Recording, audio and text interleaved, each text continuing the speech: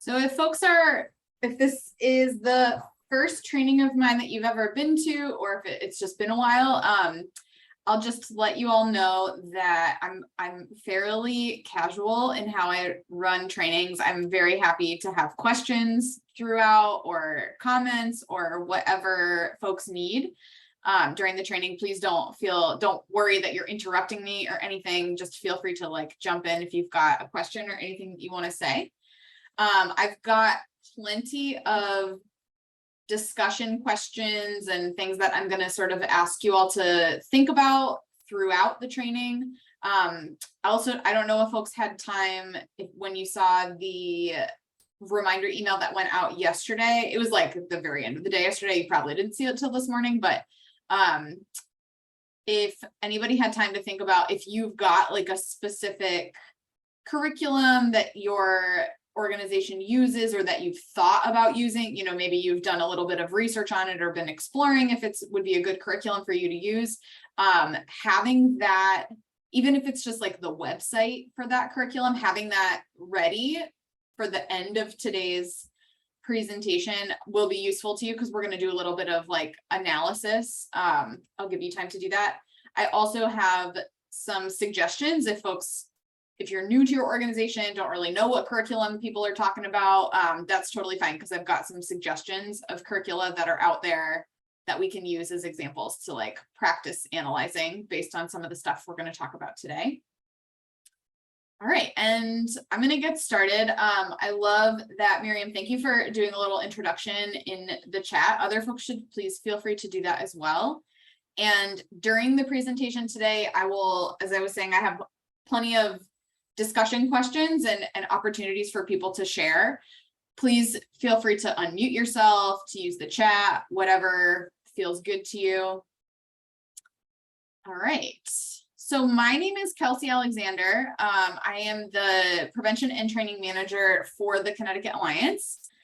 And I'm so excited to be with you all today, talking about curricula and how we figure out what's like an effective curricula, or what are effective ways of talking about child sexual abuse prevention is something I really love doing.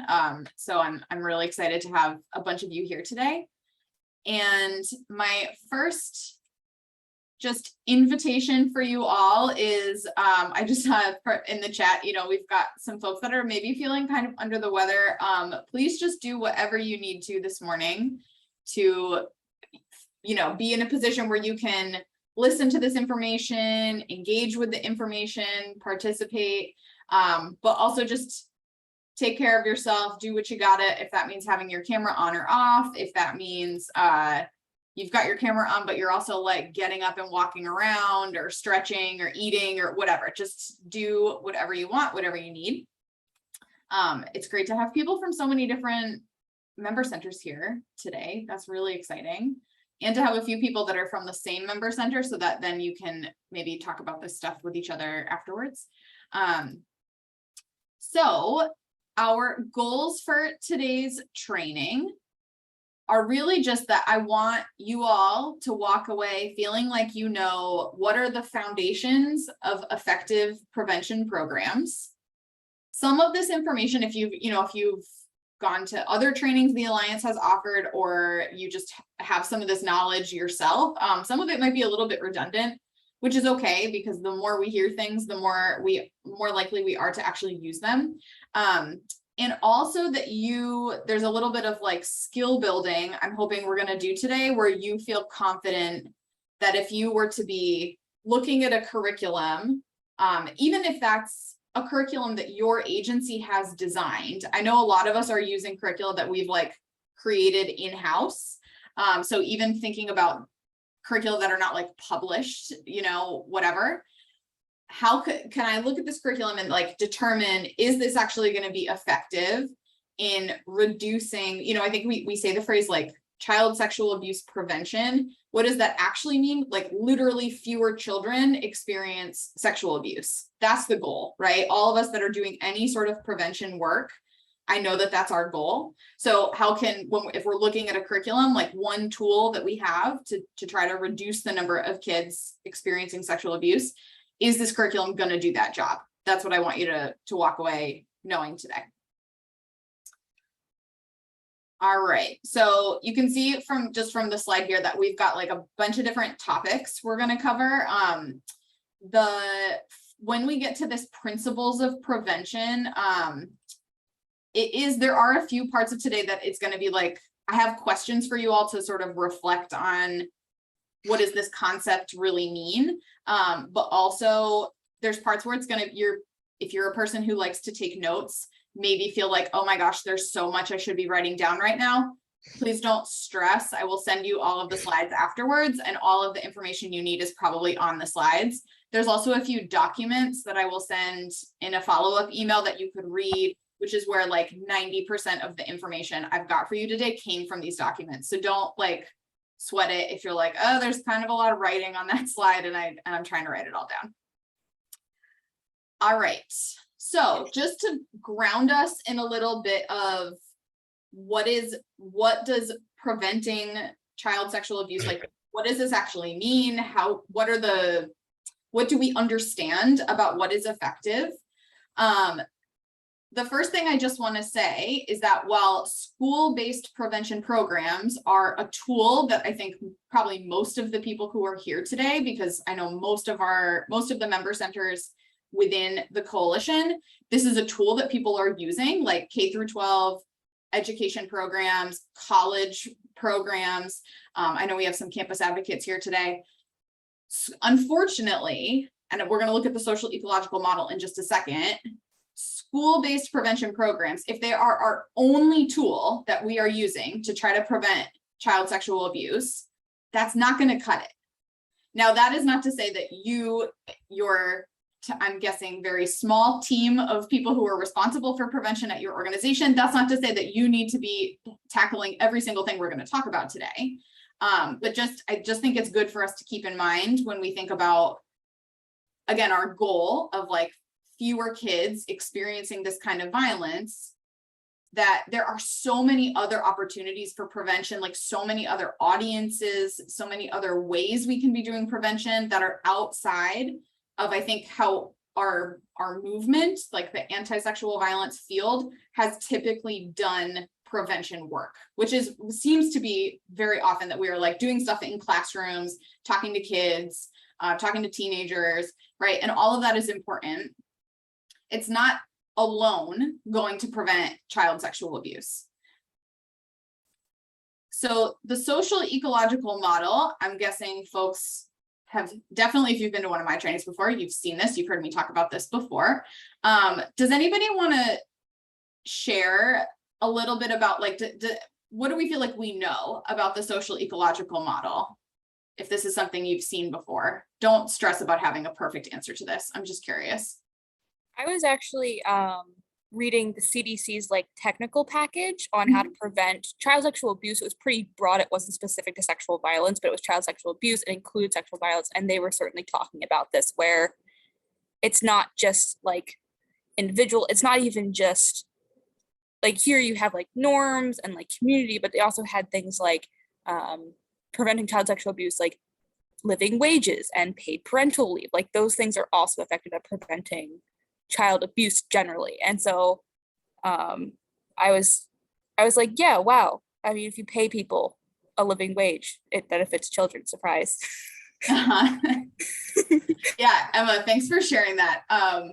There's a lot of prevention strategies that we don't think of them as being related to like sexual violence at all. And that's a perfect example that like economic justice, like folks having what they need, is hugely preventative of not just sexual violence or not just child abuse, but like so many kinds of violence, so many kinds of harm that people are experiencing. But that's certainly not the main focus of any one of our organizations, right? Like it just would be really cool, right? To take a really holistic view of what are all the things we could be doing in our communities and in our neighborhoods and state that are maybe actually going to lead to less violence. That's a really good example.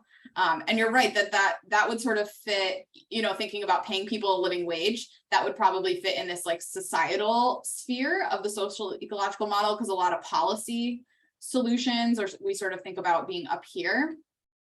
Does anybody else have anything you want to say related to this image, or like how you think about this, or what you know? Yeah, go ahead.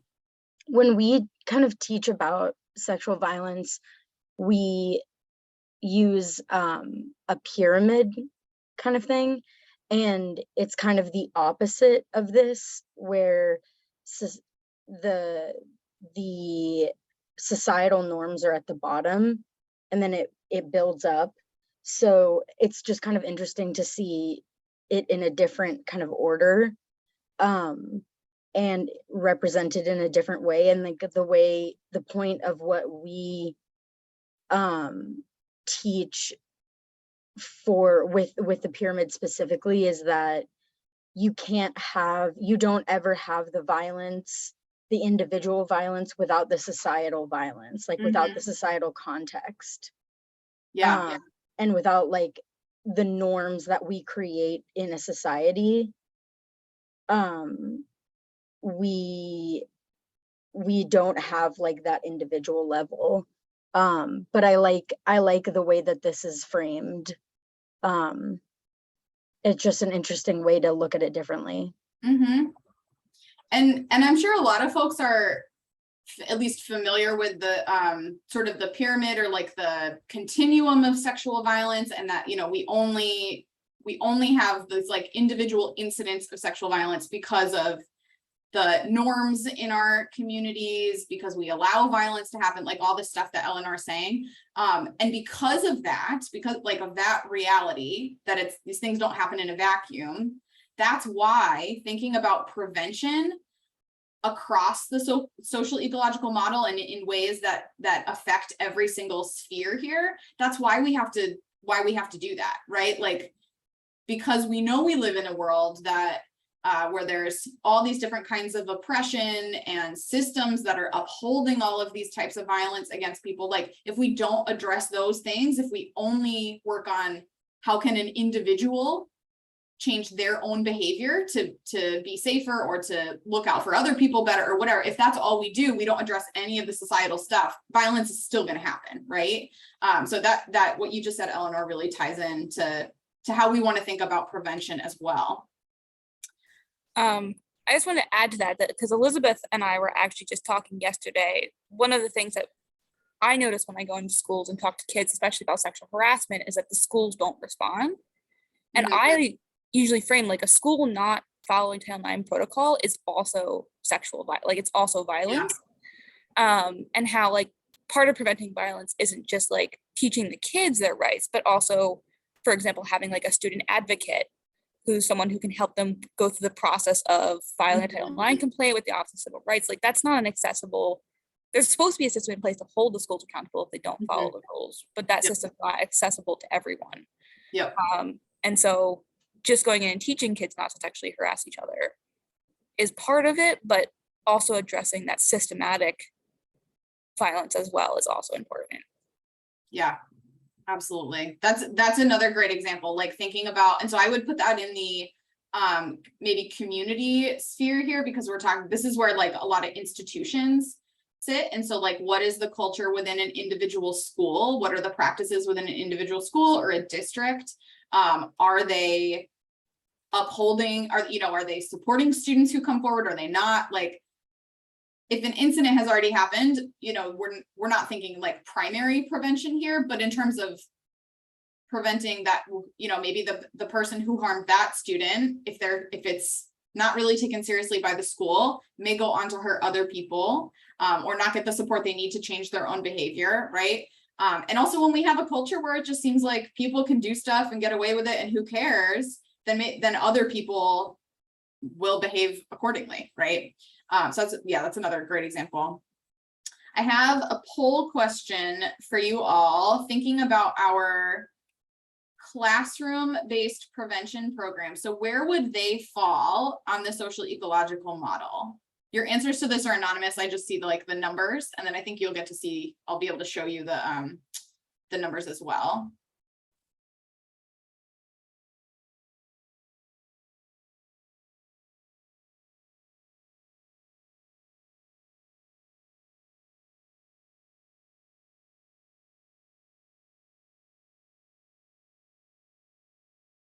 All right, I'm gonna give you like 3 more seconds. Okay. All right, so here are the results for how folks answered. This is really interesting, and there may be some. So obviously we've got the most people here, 50% of us are putting this in the community category. Unless folks are doing super, super comprehensive, like addressing all the sort of the things we were just talking about, that like the example that Emma just brought up of thinking about what are like the policies and the protocols within this school. It makes sense to me why folks would have picked this answer, because we were just talking about how schools fit into the community sphere.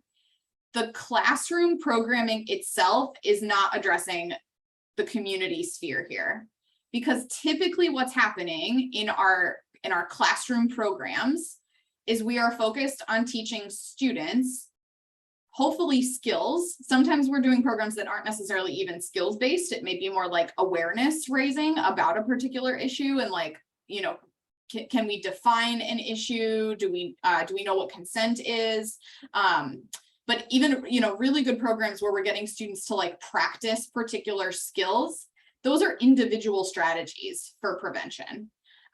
We could make the case that depending on, you know, obviously students have relationships with their peers. And so if we're doing like, we're talking about how to handle conflict, we're practicing having good conflict, setting good boundaries with our peers. And these are all people who are like in the classroom with us, or are getting the same program because we're going to multiple classes or whatever that is. You could maybe make the case we're talking about the relationship sphere as well.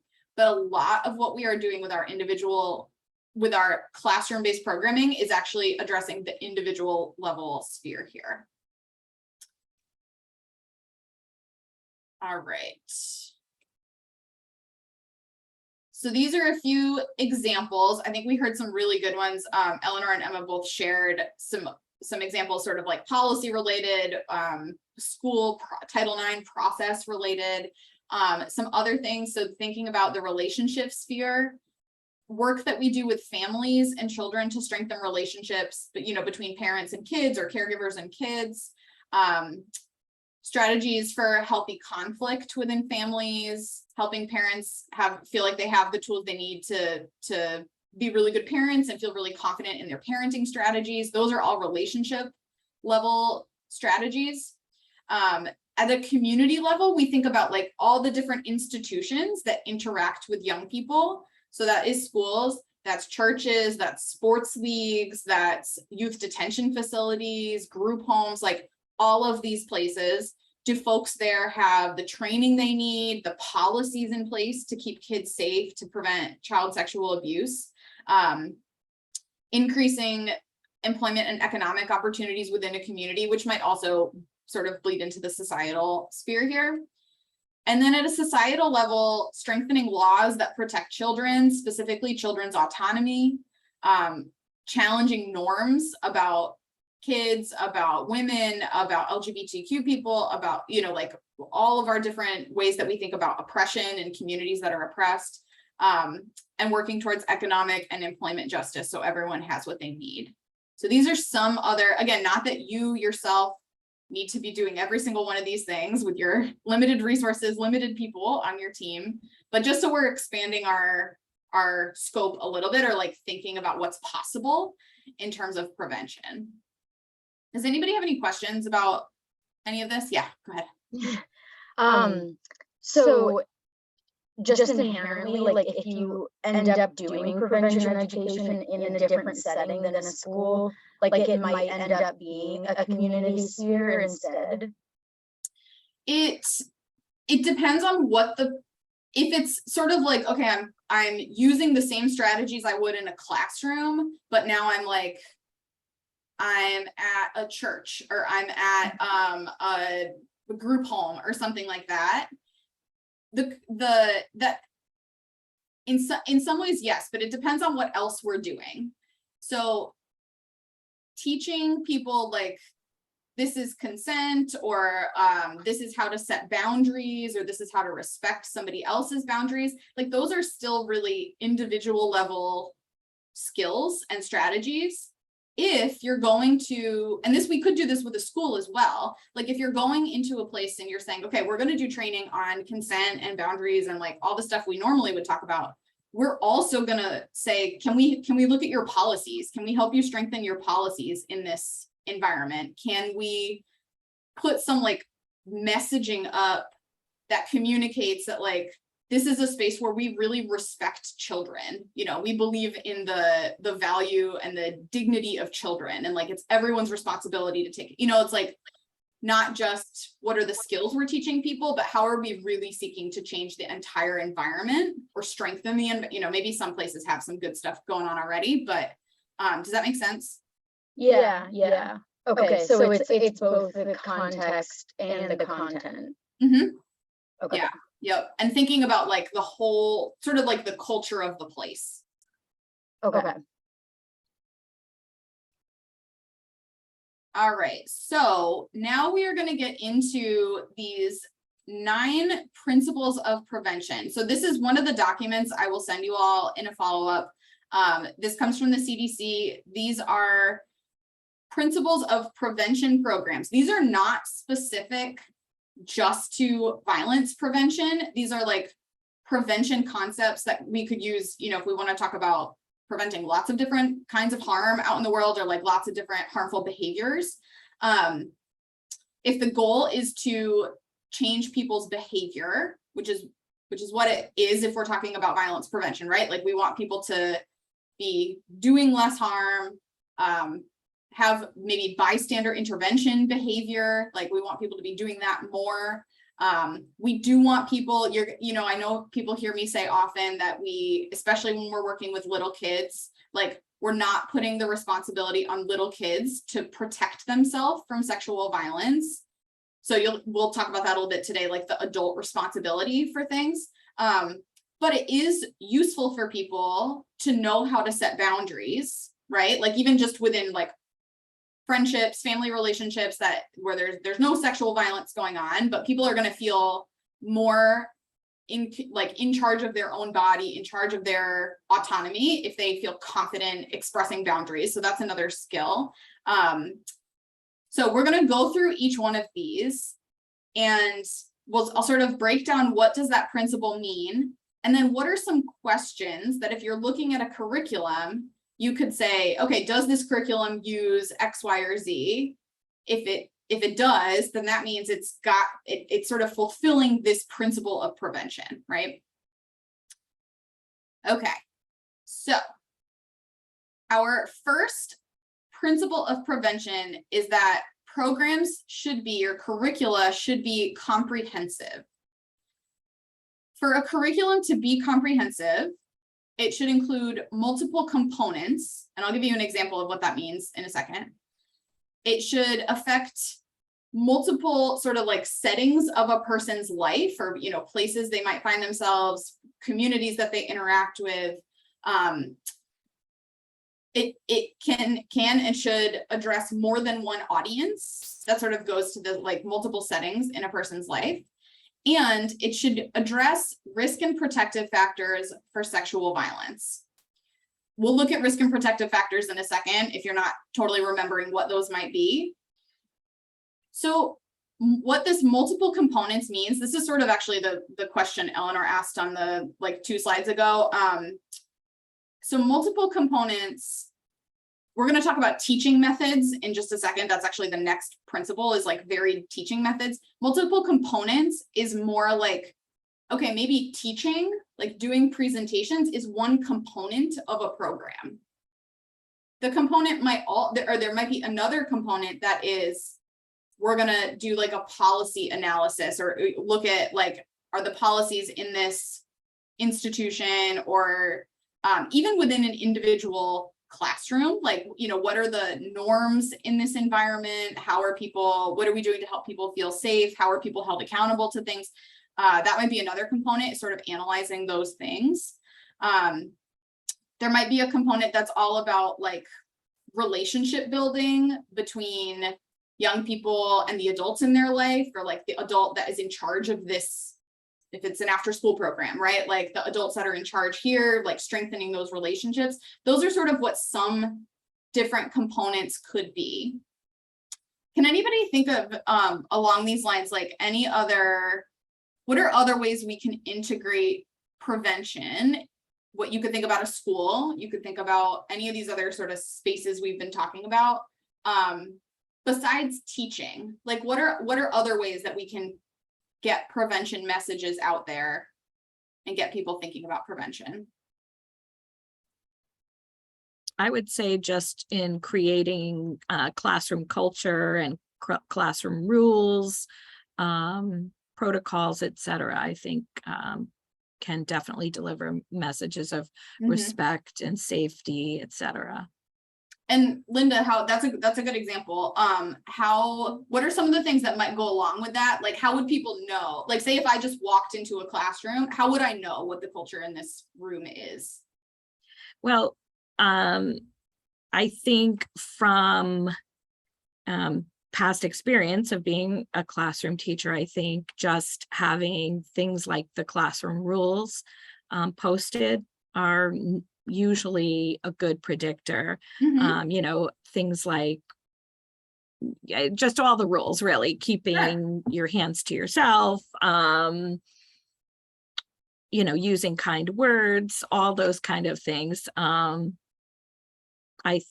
To me, that would be if you were not spending, it hadn't spent a long time in the classroom. You just came into a classroom and we're just observing. I think what you see hung on the walls also delivers messages. The type of children you see depicted in photos, all those kind of things help create messages that are nonverbal, but clearly deliver positive messages, and how making a statement about what kind of climate is important here. Yeah, that's a great answer.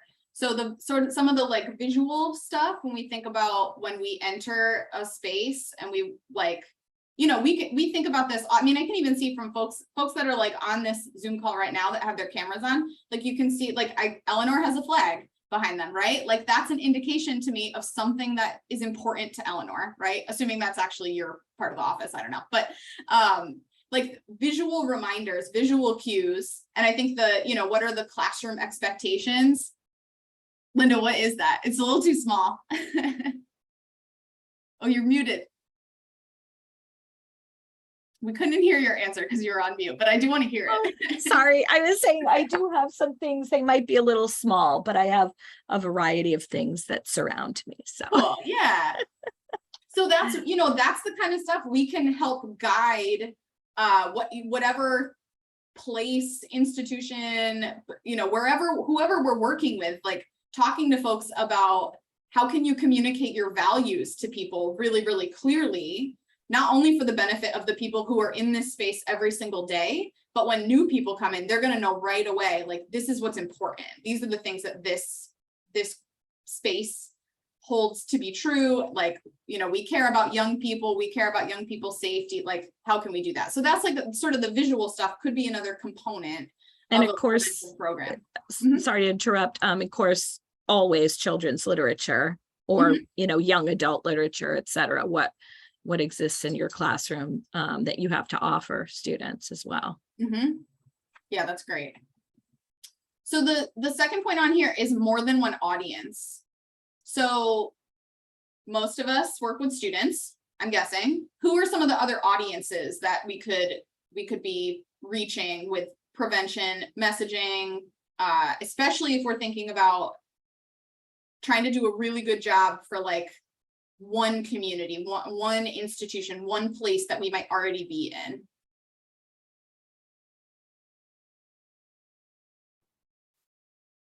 All right, I'm seeing in the chat, teachers, parents, counselors, security officers, coaches. Excellent. All of these people play a role. If we think about a school, all of these people play a role in the culture of that school, the safety of the people in that school, and like upholding norms, right? And setting cultural norms in this space. So if they're not part of our prevention, you know, if it's like the kids are the only people that are part of our prevention work, then we're missing huge audiences that are also responsible for what goes on in this space. So these are some of the questions that, you know, if you're looking at a curriculum, you can sort of ask yourself, like, does this curriculum have options to reach more than one audience? Do they give me information about like how to talk to parents, how to talk to teachers, how to talk to different groups? And then in terms of risk and protective factors, let me zoom in on this. I know this is a little blurry. I can send this to you all so that you can read the whole thing, but this first column, or the column in the middle here, are some of the risk factors, and they break it down by the social ecological model. So it's in a kind of a funny order. We've got society, community, individual, and then relationship. And then over here, the column to the right is the protective factors for each of those categories. This is specifically for sexual violence. So this is not just child sexual abuse, but for all sexual violence. You'll see some of the things on here we've talked about today, right? Like, you know, poverty, lack of employment opportunities, risk factors for sexual violence. How could, if somebody could just, you know, look at something on here, what jumps out at you? How could a school-based prevention program address one risk or protective factor that you see on this slide?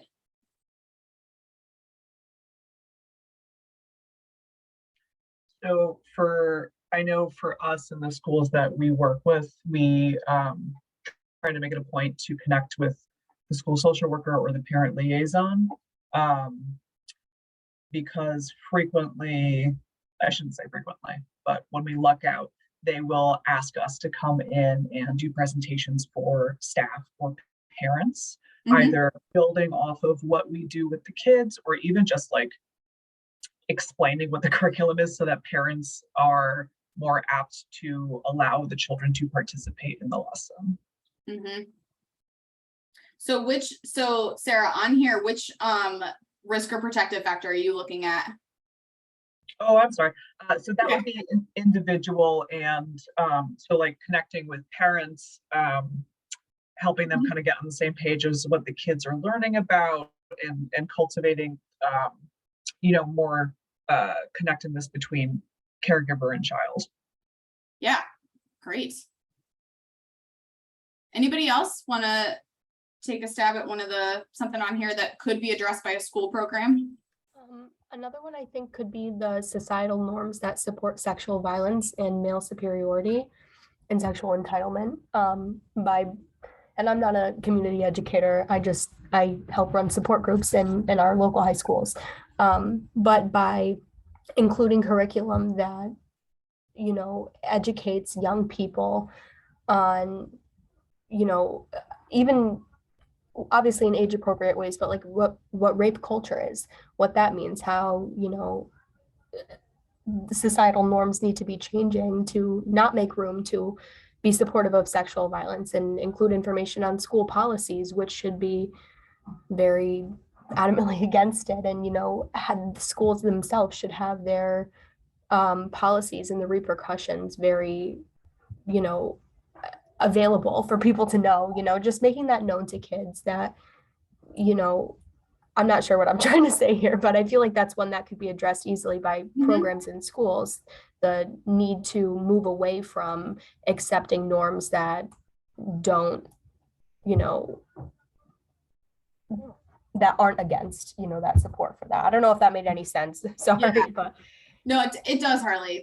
Thank you for pointing that one out, because this is, and you'll see this in, we're going to talk about some specific content that there's recommendations for, like what kind of content should we be including in any sort of sexual violence prevention programming. And one of them is to talk about like gender socialization, entitlement, toxic masculinity. Not that we have to be using exactly these words. I know we talk about like what kind of language reaches people all the time, but sort of these ideas. And I will say that, so these these norms that we're talking about that are up here in the risk factors sit at the societal level. A school-based prevention program is not going to change societal problems, right? Like, because as we talking, you know, we are more focusing on individual and maybe relationship stuff. That being said, individual people do need to get this information, right? Like, and there is a we'll talk about it more when we get to some of the content, but there is a measurement. There's this thing called like rape myth acceptance that you can people have done.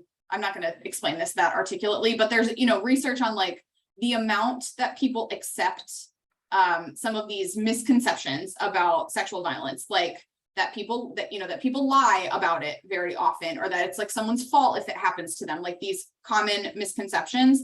The more people believe them, the more likely they are to do sexual violence themselves.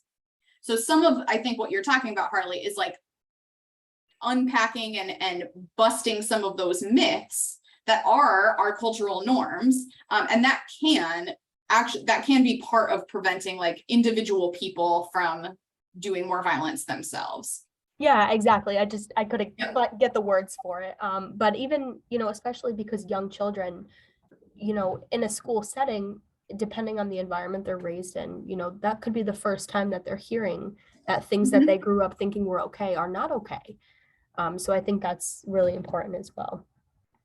Yeah, great.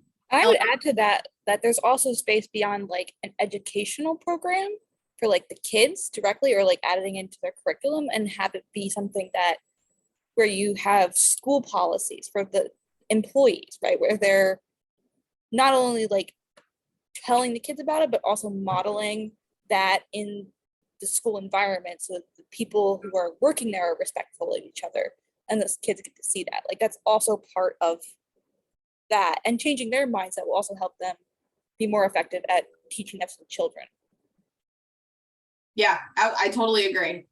This is where we're sort of expanding again. We're thinking about the culture in a particular place. Like how do the adults treat each other in that place affects how kids will experience it. It affects what people consider to be normal and okay. Eleanor? So also let me know if my audio is weird. Do I sound like a robot? It's a little echoey, but I can understand what you're saying. I don't know if other folks are having a hard time, but is a little echoey. But okay, is this better? I think it's the same, but it's okay. Sorry, we're having some tech issues, but we start off all of our presentations with a statement of anti-racism and a land acknowledgement, and just bringing that to the forefront that like in this work, you cannot, even if the presentation is not about intersectionality, you cannot like divorce the two, and you have to bring like race like is at the forefront of sexual violence because of the disparities within rates of sexual violence. And then the land acknowledgement is like, you know, important to do, but also because in this work specifically, Native and Indigenous women are at the highest rates of sexual, like face the highest rates of sexual violence. So that's how we contextualize it, and that's how we start off every presentation that we do, just to say like, we're here and we acknowledge these things, and we're setting the tone, like acknowledging these societal problems, even if we're going to be focusing on individual things. And we found that to be effective. And then if we come back and do multiple sessions with the same group of kids, we'll ask them like, do you remember why we did this? And it does like sit with them why it's important to have those kind of statements at the beginning of presentations and stuff. So we found it to be pretty successful. That's great. And you'll see when we get to, so a few things. So one, you're like communicating what's important to your team, right? Like you guys as educators, you're just like, that's setting the tone and communicating, these are our values. And inherent is that in what you're saying is like value for safety of like all the people in this room, right? That we know that, yeah, people experience these conversations about sexual violence in different ways. They affect people in different ways. We believe that everybody here should be safe. And you'll see when we get to some of the content stuff, like intersectionality and anti-oppression is content that is recommended for preventing sexual violence. So that's like right in line with some other stuff that's going to be really effective. I'm going to keep us moving. I'm also, I just want to say it's very likely we will, because we're having such good conversation, I really appreciate this. It's very likely we will not get through all of what I had planned for today. And rather than try to rush us through anything, there's a possibility I might just end up scheduling like a part 2 of this. So we'll see where we end up, but I don't want to just tell you all to like go look at the slides that we didn't get to. I'd rather be able to talk about them with you. So, okay, this is our second component, like, or principle of effective prevention programs, is that they should use varied teaching methods. So, well, give me some examples. What are some teaching methods that you all use? Like, what are some different things you might do in a classroom with young people?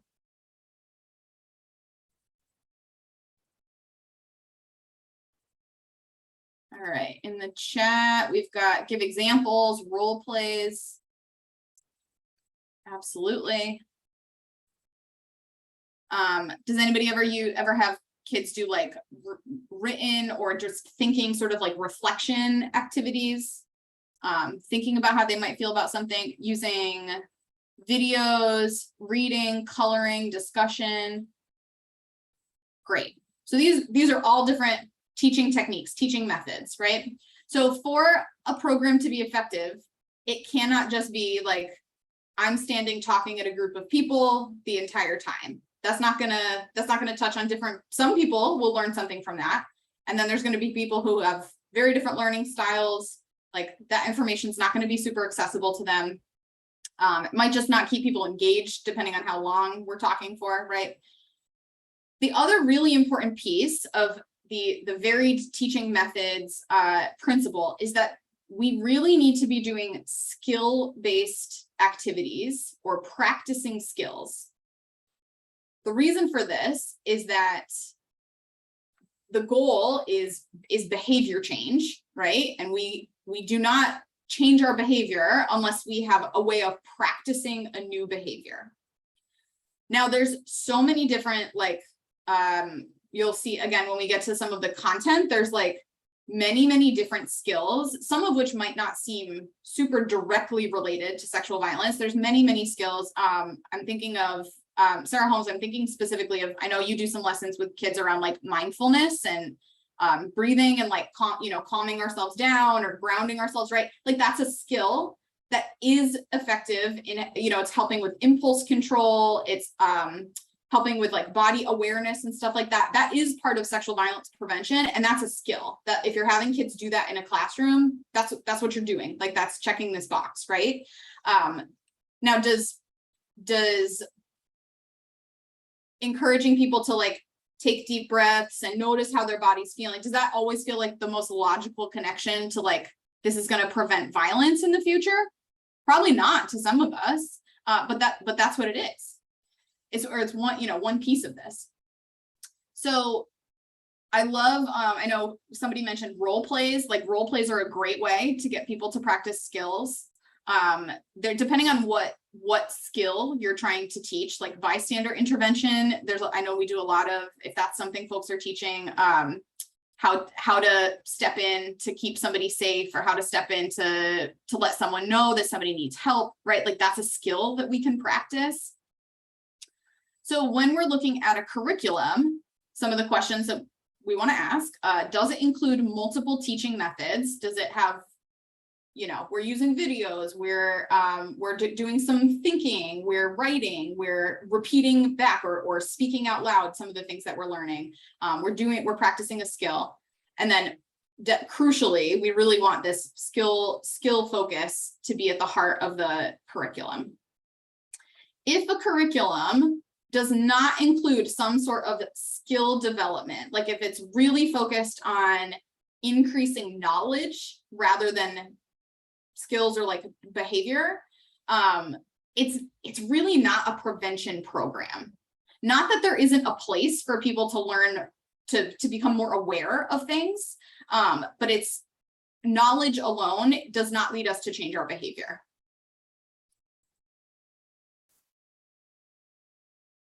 All right, our next one, and I think this is one where we often feel we have like very little control over this particular principle, but prevention programs require sufficient dosage is the language that the CDC uses. I don't think many of us talk about our programs as like people are getting doses of prevention or whatever, but this is the language they use. Dosage simply means like literally the number of hours that you are in contact, like you're teaching, you're doing activities, they're like engaging with this content. What is the number of hours? There is not a set of, you know, a specific number, like a program is only effective if it does this number of hours. And really it depends a little bit on the individual like risk and protective factors that already exist in a particular community, you know, like if a school is doing a really good job already of communicating norms and values that are like, we don't believe violence is okay, we respect kids' autonomy, all of our staff and teachers and everyone here like is on board with this, and like that school already has higher protective factors. And so it's there's not the same need exactly of like, oh, they need, you know, this many hours of prevention programming compared to a school where like nobody's talking about this stuff ever. Adults in this building are like not super supportive of kids coming forward. Like it depends, right? So there's not a hard and fast number here, but generally speaking, the more the better. And just as is the case with like, it doesn't feel good to talk about COVID, but I do think vaccines are like a good example of this. Like sometimes you get a vaccine and then you need to get a booster because the effect of that vaccine has waned over time, right? The same is true of our prevention messaging and the stuff that we're talking about in these programs.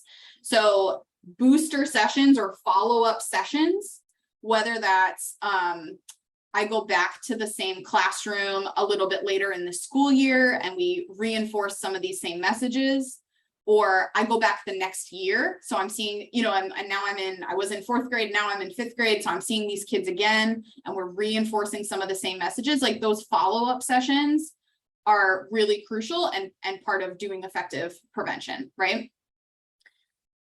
Research shows, we have a lot of research that shows that one-time, like one-off presentations do not change behavior.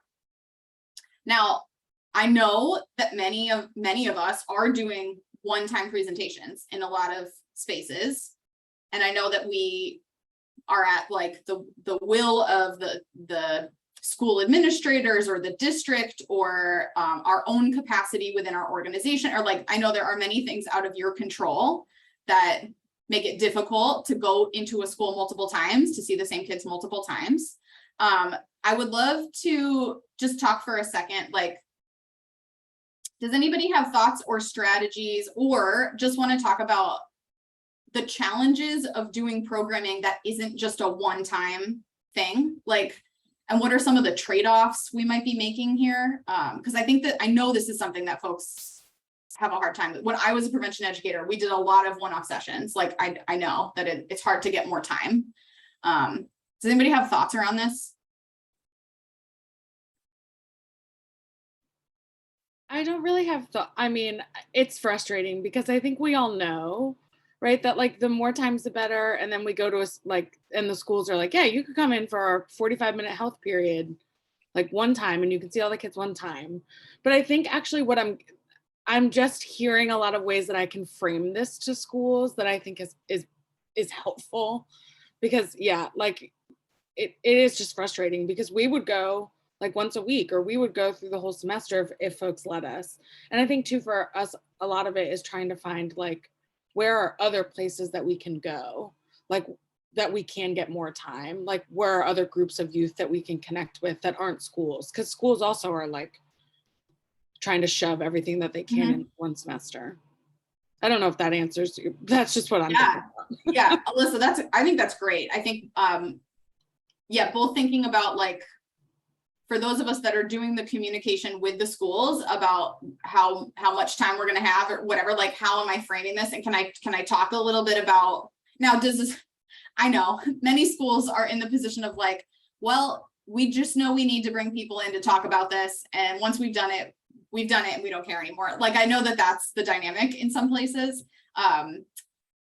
There also may be some adults working in some schools that like the message of, by the way, us coming in one time really isn't going to do anything other than people will maybe know about the services in the community. But it's not going to like reduce the sexual violence that may be happening in your school or to your students. That messaging might work depending on who you're talking to. And Alyssa, I love the suggestion of what other avenues do we have to have youth as an audience? Like, what other places can we be where maybe we're going to get to see them more often? It is, and I understand, I don't want to sound dismissive of any of the work that anybody is doing, because I know like that this is one of the biggest struggles. To me, it really is a quality over quantity situation, right? Like, how can I deliver a program that I know is really going to make some change versus like get in as many programs as possible in a year and see 1 million students, but maybe it's only one time. Like, what's like the cost benefit of that is a tough equation there. Yeah. And I was thinking there's a couple of things that I had thoughts about on this, but the first thing is just kind of back to the like how many people you see, and like part of that, like there's a numbers thing there, right? For like grants and for like funding. Like, I think that they maybe don't have this information and understand that just seeing a certain number of different students is actually not necessarily the most beneficial. But two things I was thinking about and how you can sort of address this is like, is there possibilities where you work with the teacher or you work with the school to kind of, even if we can only come in once, like, is there other activities that we can give them? Is there follow-up stuff that they can continue to do in the classroom after we are there that extends our ability to make that impact and follows up? There was a school I was in that did that on their own without any prompting from our organization, and they, did their own follow-up activities. So that's something. And then also figuring out what can we focus on in the presentations. If we're only going to be going in there once, I find that the students are always really interested in the Title IX information when we talk about sexual harassment. Like, if they're coming away with information on their rights and how to report, if that's going to be something that's more effective for a short presentation than trying to get people to change their behavior on something else. So focusing on what we can effectively communicate. And also, can we like extend our reach by working with schools, working with teachers or whatever to, even if we can't be there, can we add something to those students' experience? Yeah, those are great creative strategies. And I think, again, like you will know, depending on your relationships with like particular educators or administrators, right? Like, when there are people who are either willing to give you more time or willing to say, oh yeah, like here's a little bit of like extended learning that we could do, even though you cannot come back for another session. Here's a way I can integrate this into my like some norm I have in my classroom with my students, right? And I'm just seeing in the chat Sarah's comment about getting into schools multiple times, focusing on the need for social emotional learning. Yeah, because based on what's been going on the last few years and all the trauma and stuff in kids' lives. And absolutely, social emotional learning is protective factors for kids. Great. So pretty obvious, but just some of the questions that you can be asking when you're looking at a curriculum: how many contact hours are needed to deliver the whole curriculum? And do they include material that could be like a follow-up session for seeing kids, you know, again, maybe 6 months later in the school year or the next school year? Okay, our next principle is that prevention programs should be theory-driven. So, and I think this one can sometimes feel a little, we're going to talk about like evidence, like what are the different, when we hear phrases like this is evidence-based or evidence-informed, we're going to talk about what that actually means.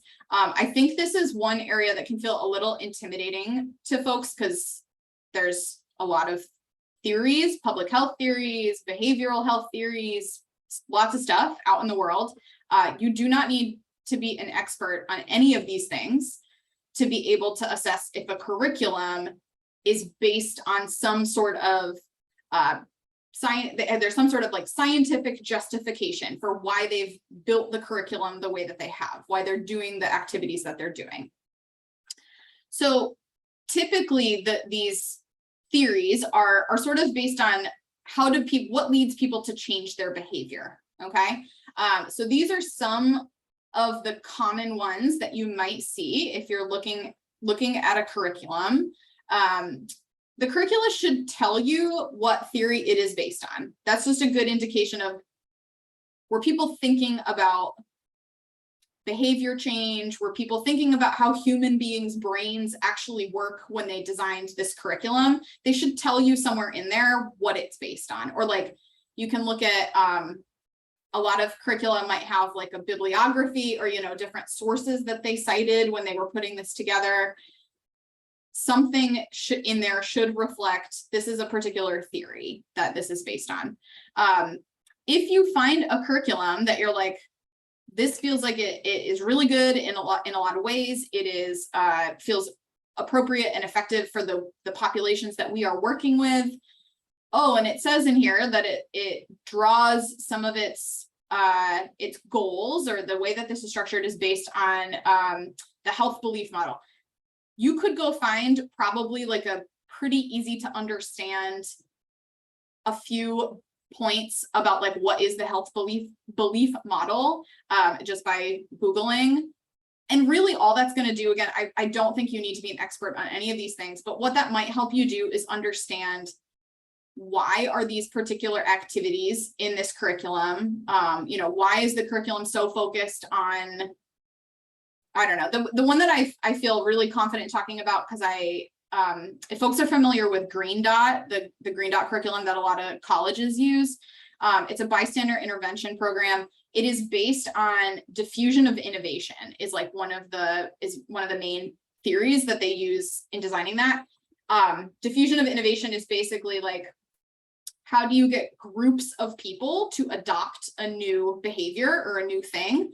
And so it helped knowing a little bit about diffusion of innovation. Then if I'm thinking about doing this Green Dot curriculum, it's going to help me understand why it's important to like figure out who are the leaders in this group of students, who are the people that students like really respect, really look up to, really are like, oh, if this person's doing it, it must be cool. I'm going to do it too, right? Like, because that's how diffusion of innovation works. You start with like the people that have a lot of influence, you train them, they go do the behaviors in their day-to-day lives, then you go to some other students, right? So knowing a little bit about that helps me understand like why I'm doing the curriculum the way that I am. So just look, this is just a little bit more research on your part when you're looking at a curriculum. Do you see something like this? There's other ones out there. It's not just this list here. This is also something if you ever have a question about like, what is this theory, or like, I'm having trouble finding information about to understand this better, please feel free to ask me, because this is the kind of research I'm definitely happy to do for folks and like break it down a little bit. Okay, this is another one that probably some of us are sort of doing inherently, but it could be a part of any curriculum that we're reviewing as well. So prevention programs should strengthen positive relationships, should be focused on positive relationships. So this is because there are protective this is a protective factor for many different kinds of violence, many different issues out there, that when children have strong, stable, positive relationships with adults, that can reduce lots of different things, certainly violence.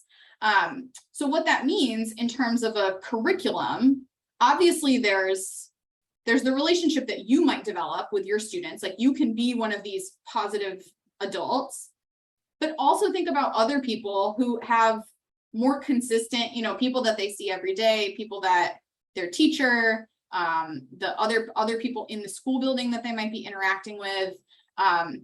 Does a curriculum have, some of this is a little bit of an overlap with some of the other things we've talked about today, like, is there training for the teachers and staff on not only these, like, this is what you need to do as an adult to make this environment safer, but like, does some part of this curriculum focus on communicating to the adults how important it is that they have strong relationships with kids, that they are like positive role models for kids in whatever environment we're in.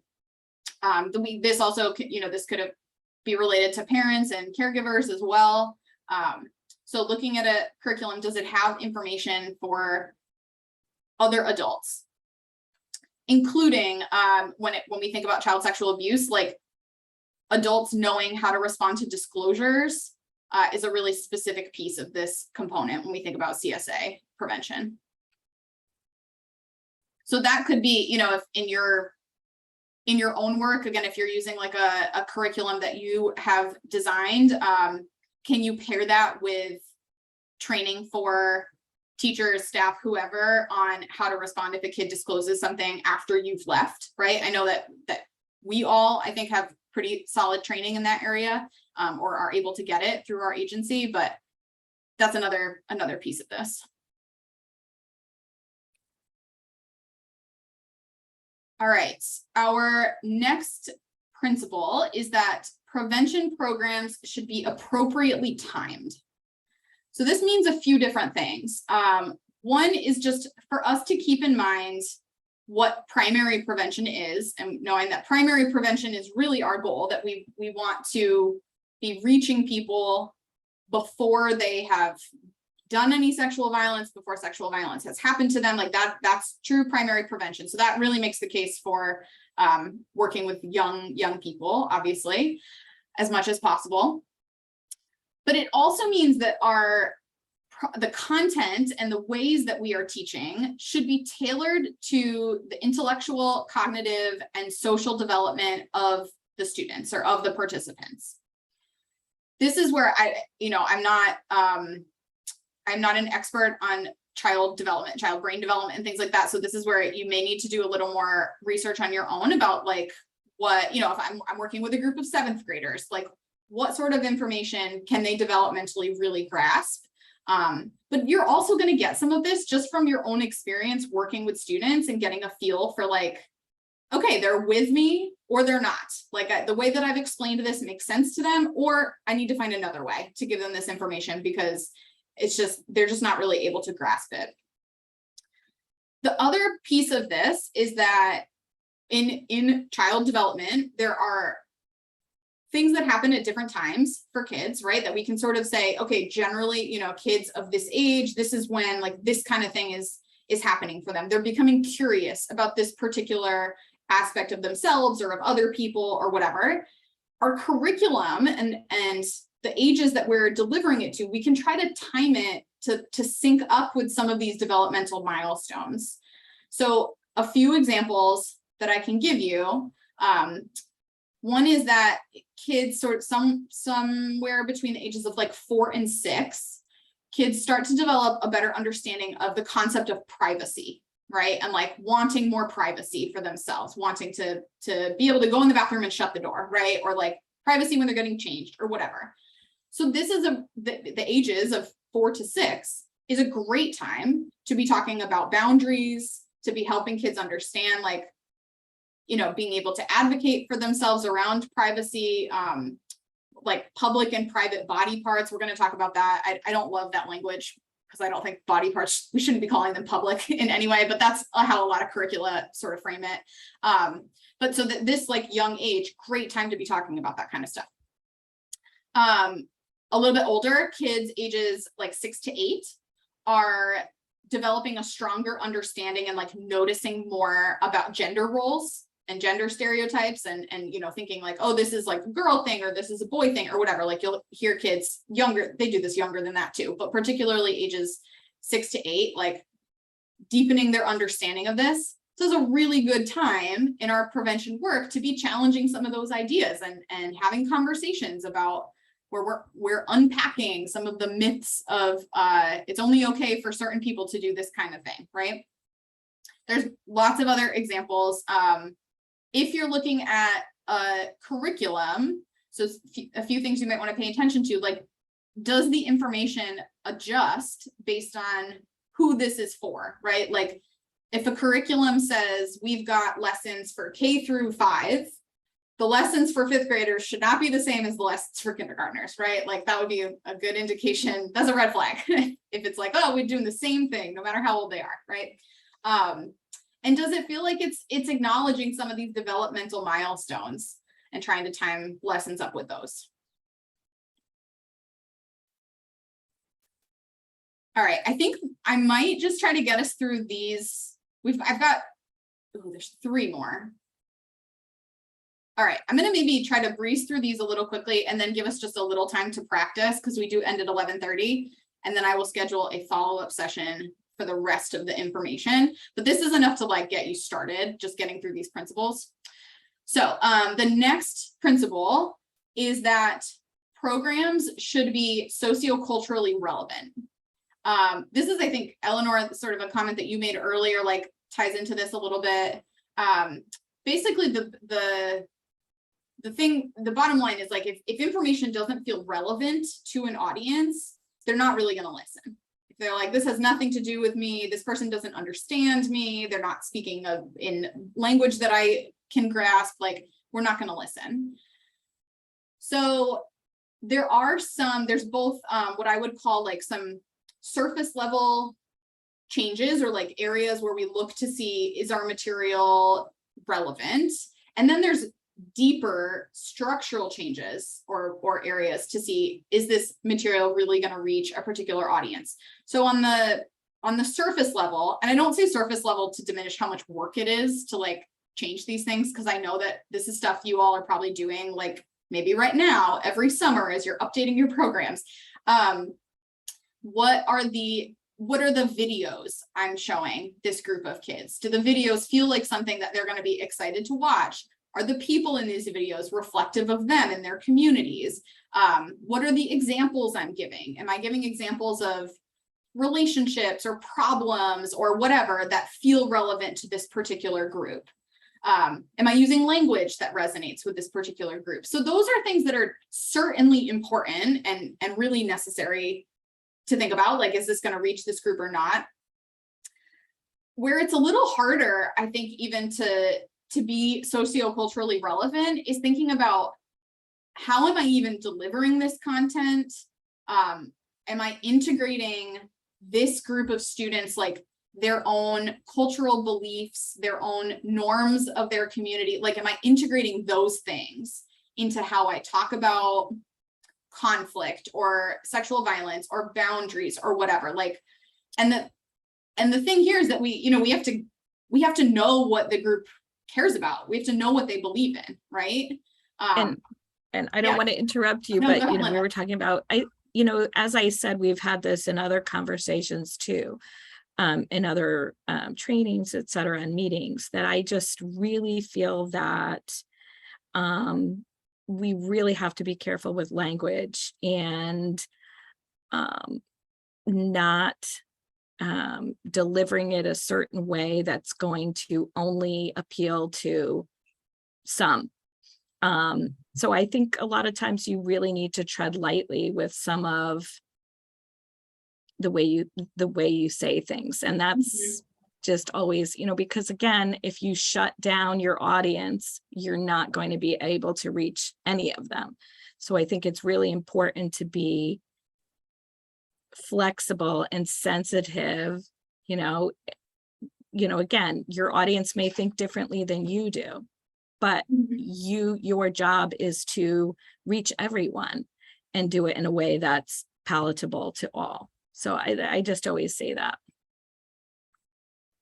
Yeah, that I totally agree. And I know we've had this conversation specifically around some of the like more academic-y language that I think are the anti-sexual violence movement. Like we have a lot of language that might appeal to like a college student or to, you know, somebody who feels really comfortable talking about this stuff. Right. And then if we try to use it even with like a high schooler, if it's not language that they've ever heard or that they care about, like it doesn't Right. matter if it's like the smartest way of saying something if they're not gonna know what it means or it's not gonna feel relevant to them. Yeah. Yeah, exactly. And I love, Harley, your comment in the chat. So when developing curriculum for high school support groups, we consult with school staff who work daily with the students to ask about what's going on, and we build content around those areas. We also ask the students what they would like to learn about via both anonymous surveys and group discussions. I love that. I love that. So that's the final point sort of in the top section here is that participants themselves are a great source of information about what do they want to hear, what is going to resonate for them. And, you know, doing surveys, doing focus groups, even if it's not, I know we think of like, there's sort of like official and like best practice ways to do a survey, to do a focus group that are where we're really intentional and they can take a lot of time and get a lot of really good information. If you don't feel like you have capacity to do that, having more casual conversations with your students, like leading up to a particular lesson or after a lesson so that we're adjusting for the next time we do it, like that is all really good sources of information as well. So when you're looking at a curriculum, who did they consult when they were developing this? Did they make reference to like, we talked to students, we talked to their teachers, we talked to communities about the information that they need? Is it all really just based on, you know, we have a lot of research pulled from like research articles? Do we actually talk to some people? And how does it affirm and incorporate various cultures and people's different norms, beliefs, values into the lessons? We're going to talk about evaluation in just a second. And this is one area where, you know, if you're looking at the research behind a particular, they're saying, oh, this curriculum is like evidence-based. We know that it works really well because we did all these lessons and we did all these evaluations and we got really good outcomes. Who did they do the evaluations with? Was it only with, you know, a really specific audience? Like we did this in Catholic high schools full of mostly white students, and they all did really, really well. Well, that might mean that the curriculum works really, really well for that particular audience. It might not work so well if you're trying to teach in a school that's not religious, in a school that's mostly Black and brown students. You know, these are things that we have to think about.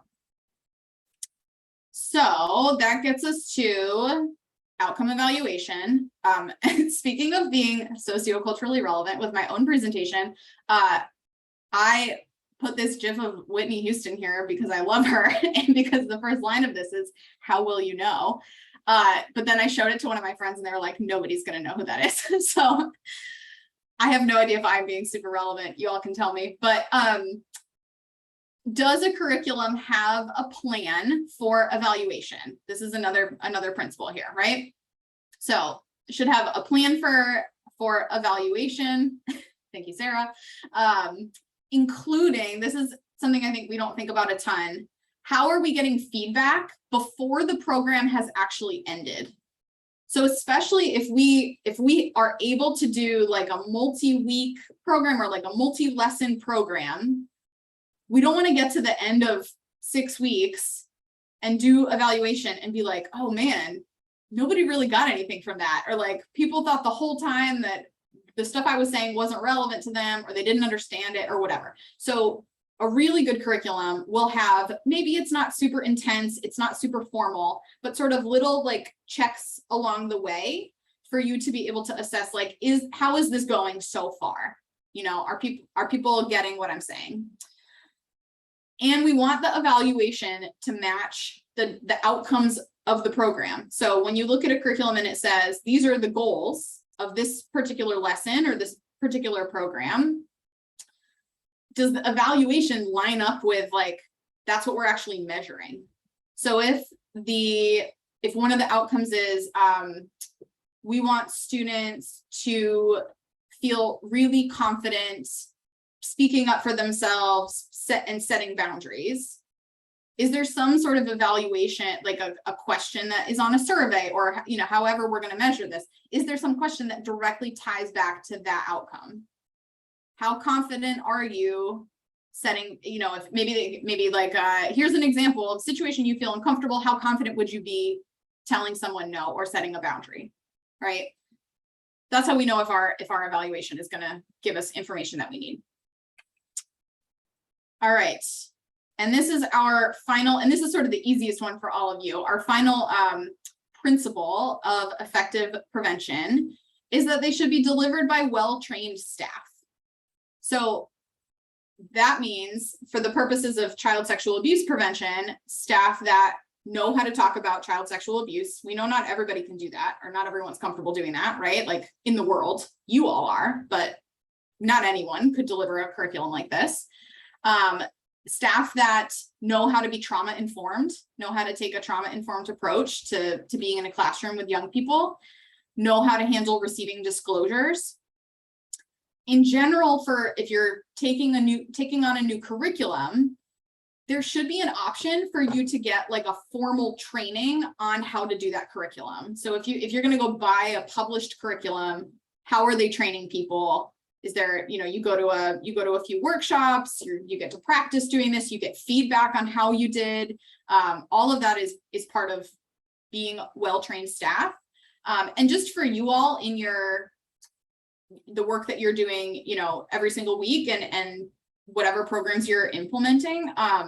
One thing that could be really helpful is for folks to have ways to sort of check in, even if you've been delivering a curriculum for months or for years. Are people sometimes checking in with me and maybe giving me a little bit of feedback on how I'm doing, right? Because we know that we can know the content really, really well, but that doesn't mean that there's not room for improvement, or that we don't sometimes slip up a little bit in terms of our being really on top of our delivery and really connecting with particular groups of kids. So I think this is probably an area where you all are really, really strong, because you all know how to do so many of the things that are on this slide here. The only thing I'll say is that this likely means, I don't know if any member centers are doing this, but likely means that we should not have like interns and volunteers doing our prevention programming if they have not gone through the same training that any one of you have, right? So that's sort of the main implication here for you. All right. So we only have 10 minutes left. I think let's try, doesn't really feel like enough time to like even do the practice I wanted to today. Why don't we just spend the last few minutes just kind of, I don't know, talking about some of the information you all have received today. I know it's a lot. Like what kind of stuff what are you kind of thinking about? What's like sitting with you? What feels useful? What feels challenging? And I promise I will build in good practice time at the follow-up session and send it out just like what we were going to do in case folks can't attend the follow-up. I'll just send it out so that you could do that on your own if you want. Kelsey, I have a question that I would like to pose to you and to everybody, I guess. But I was sort of curious what curriculum folks did bring with them. Like if it's not stuff that they self-created, like what is stuff that people are already using? Because I don't think we use a lot of like pre-made stuff.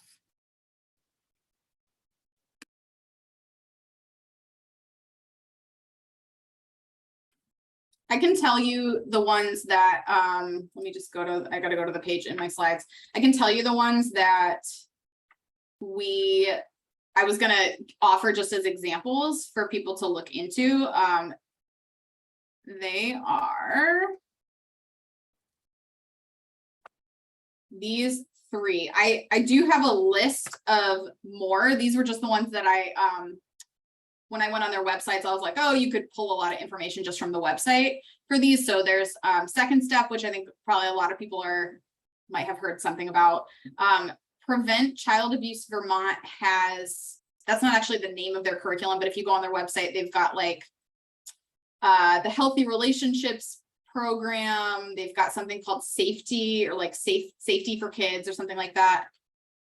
Our Whole Lives is actually often used in some like religious settings, but it has like there's like a religious version and then like a secular version. I know that I had a friend who used to teach it at like a Universalist Unitarian church.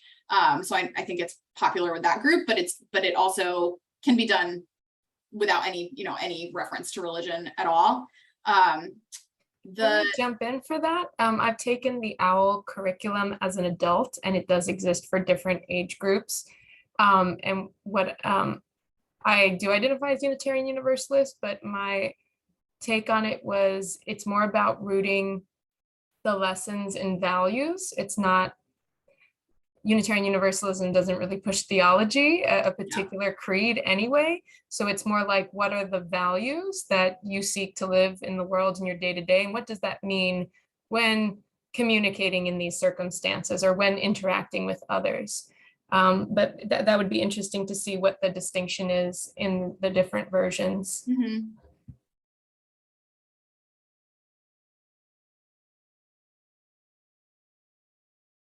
Are there any other ones, folks? Even if you're not using it, just like anything you've looked into, your organization has looked into, or gotten any training on. I will send you one of the documents that I send you will have a whole list of curricula that they analyzed based on these principles. Consent parenting. Okay, I actually don't know anything about that one. Emma, that's cool. It's more so designed for parents. It's not really like but I also think that's like, if we're talking about child sexual abuse prevention, like that is part of the prevention, right? It's not just talking to kids. It's not just talking to teachers. It's also being like, hey, here's how you make sure that your kids aren't. That's one that I've looked up, and I follow a lot of stuff outside of work. So like I follow them on Instagram and I see all the kind of stuff that they're posting, and I haven't like purchased like their curriculum or gone to any of the things, but based on what is like available, I'm like, this is interesting and more comprehensive. So for example, with one of the things that they start with, like if they're saying Rosie, she's like the main person in charge, she starts not just with like, here's, teach your child that they don't have to hug people. It's also like, check in with yourself. Like, do you have any biases that would help or prevent you from teaching prevention to your child? Did you go through sexual violence in the past? Like, do you need to address that before you can effectively like help your child? And I think it's good. It's expanded on a lot of what I think we already do. That's great. Yeah, I love looking at stuff for parents as well. I think that's a great it's a little bit of like an untapped area, I think, for a lot of member centers, and for us at the Alliance. So I'm interested in that. The other curriculum, I think it's very likely that the Alliance will host a training on this curriculum sometime in the near future. There's one called Darkness to Light. I think the curriculum name is actually Stewards of Children. Maybe the company is called Darkness to Light. This is a program for adults. It is not for kids, and it is all about recognizing grooming, like knowing what grooming is and being able to recognize when an adult is grooming a child or an older child is grooming a younger child, and how to step in, like how to intervene to get this person to leave the kid alone, or like who else do I need to alert to make sure that they don't have access to this kid, like that kind of stuff. It's very like skills practice based. So I think we're gonna likely have a training on that for you all soon.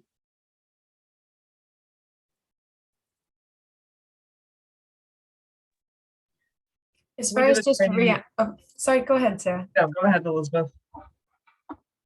I was just going to say, as far as reactions to this training, I just want to thank you, Kelsey. I really appreciated, in my mind, it's essentially this checklist of very concrete things I can look for.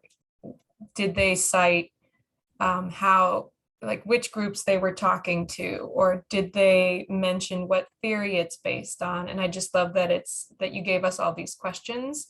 So it doesn't need to be this like, oh, leaf through it and what are your impressions? No, we're really evaluating it in a really systematic way, and can work our way through the list. And then the list tells us what we need to know, what the conclusion is, without us having to kind of interpret and go off of sense. Oh, this seems good. Great. I'm glad to hear it. Back to you, Sarah. We got trained for the Safe Dates curriculum a number of years ago with CCADV, and that is primarily focused on teen dating violence, but there's also elements of consent and healthy relationships with partners that I think can absolutely be used for sexual violence prevention training. We're a dual agency, so we often will kind of mix both of the curriculums together, but that's another one to take a look at for teens.